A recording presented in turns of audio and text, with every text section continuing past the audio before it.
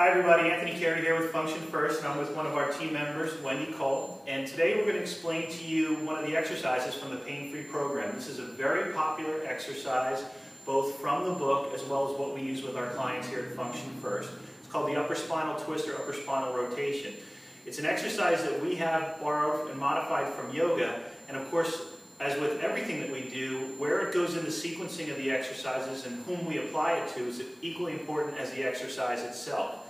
So what I'm going to provide you with is some of the finer points of doing it a couple different ways and really help you understand how you can get the most from this exercise, because it is a tremendously valuable exercise in terms of creating movement and motion through the thoracic spine, which is your upper back. It helps very much with lengthening through the anterior chest wall and down the arm. Even is really good for loosening up the neck and cervical rotation.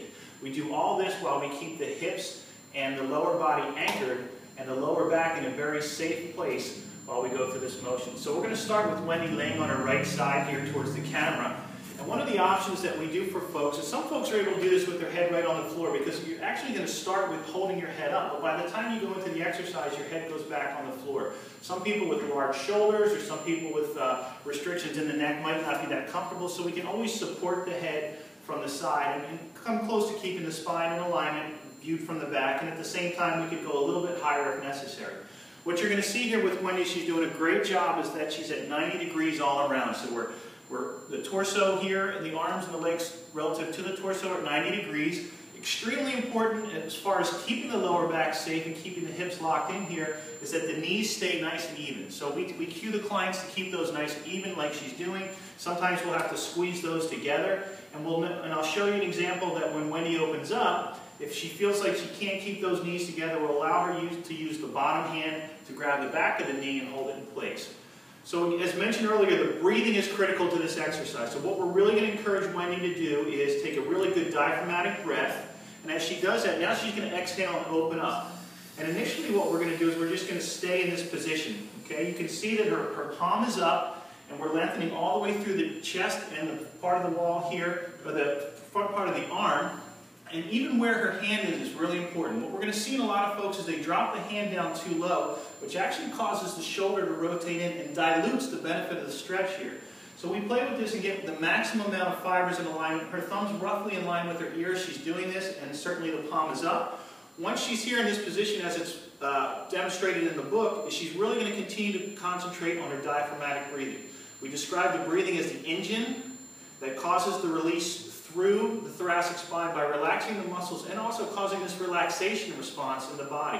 So really good diaphragmatic breathing. And ultimately the goal is not just to get the hands on the floor, but we want to see Wendy's chest start to rotate towards the ceiling, and that's the movement coming where we want it from the upper back. Again, the lower back's in a nice safe position here because she's all locked in.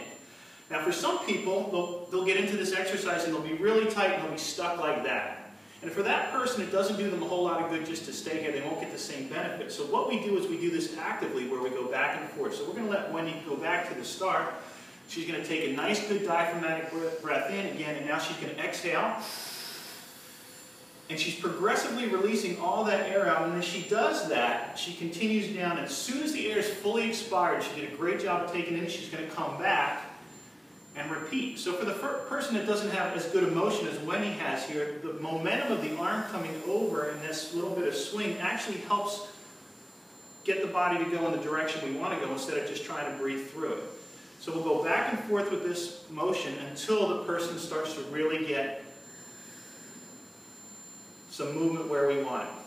One other modification, a slightly advanced modification we'll do with this one also, is what we call a sweep. So we have Wendy here in this position, and now to bring her back to add a little bit of extra to the shoulder girdle, she's going to bring her arm up overhead, start turning right about when the arm gets to the ear. It's going to feel natural to roll that palm back over, and then she's going to come back in again. This again creates a little bit additional length through the latissimus dorsi and along here in the arm, causes the shoulder blade to do a little something different, and it's a bonus to this exercise as she goes back. This is all part of the breathing and the active process that we go through just versus staying there. If we're going to just stay open and hold it there, we're probably going to breathe through this until the person's completely relaxed, and often we'll stay here for at least a minute and a half. It's not about the stretch, it's about the exhalation. Come back over to the start. So this is an exercise that typically we will do on both sides. We love this exercise early on in the program to really get the body to relax and to get that thoracic spine to release and move better, which very often has tremendous benefits to the lower back as well as the cervical spine. I'm Anthony Carey with Function First. Thanks for watching.